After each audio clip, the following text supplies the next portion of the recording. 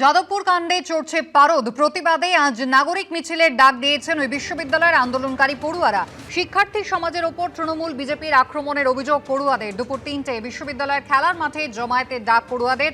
সোমবার দুপুর 1টা পর্যন্ত বিশ্ববিদ্যালয় কর্তৃপক্ষকে ডেডলাইন বেঁধে দিল পড়ুয়ারা। ডেডলাইনের মধ্যে কর্তৃপক্ষের কেউ আলোচনায় না বসলে শাটডাউনের হুঁশিয়ারি। পাম্প চালিয়ে উঠছে বিল, কেএসবি পাম্প বাঁচায় বিদ্যুৎ, বিলের প্রবলেম গেল। বিদ্যুৎ সাশ্রয়কারী জার্মান টেকনোলজিতে তৈরি কেএসবি পাম্প। পয়সা বাঁচাও, টেনশন ভাগাও।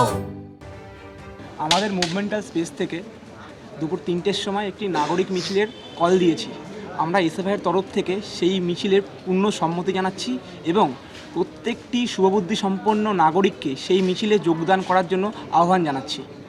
আমাদের বিশ্ববিদ্যালয়ের উপাচার্য যেহেতু তিনি অসুস্থ বলে আমরা শুনতে পেয়েছি, খবর পেয়েছি, আমরা তাকে দ্রুত সুস্থ হয়ে উঠুক তিনি এই আশাই রাখছি।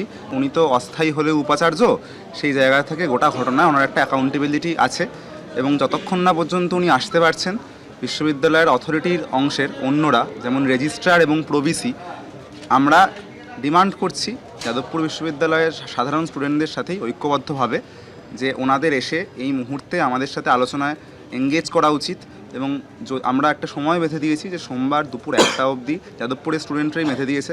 এসএফআইগতভাবে আমরা তার পূর্ণ সম্মতিতে আছি যে দুপুর 1টার মধ্যে যদি ওনারা এসে আমাদের সাথে আলাপচারিতায় এঙ্গেজ না করেন তাহলে আমরা সম্পূর্ণভাবে অ্যাডমিন ব্লক শাটডাউন করব।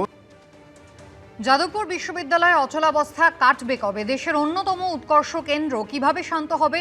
আর জরুরি ভিত্তিতে ভারপ্রাপ্ত উপাচার্যকে বৈঠকে ডেকেছেন আচার্য তথা রাজ্যপাল সিভি আনন্দ বোস। খবর রাজভবন সূত্রে।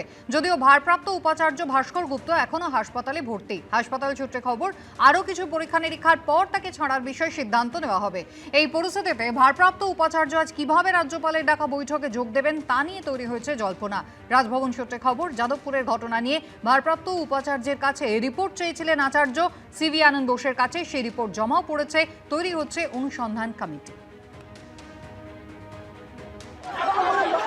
তাকে মনে রাখতে হবে তিনি ছাত্রদের প্রতিও দায়বদ্ধ এবং এর 1 মার্চের ঘটনার জন্য শিক্ষামন্ত্রীর গাড়ির তলায় একজন ছাত্র চাপা পড়ে এবং তারপর থেকে তৃণমূলী গুন্ডাদের হাতে নানান রকমভাবে ছাত্ররা আহত হয় এবং আক্রান্ত হয়। এর প্রতিবাদে যাদবপুর বিশ্ববিদ্যালয় থেকে শিক্ষামন্ত্রী নামে একটি এফআইআর দায়ের করার জন্য হিট অ্যান্ড রান কেস এবং বাকি অন্যান্য যারা ছিলেন যারা ছাত্রদের আক্রমণ করেন তাদের বিরুদ্ধে এফআইআর করার দাবিতে যাদবপুর বিশ্ববিদ্যালয়ের সাধারণ ছাত্রছাত্রীরা অবস্থানে বসেছেন।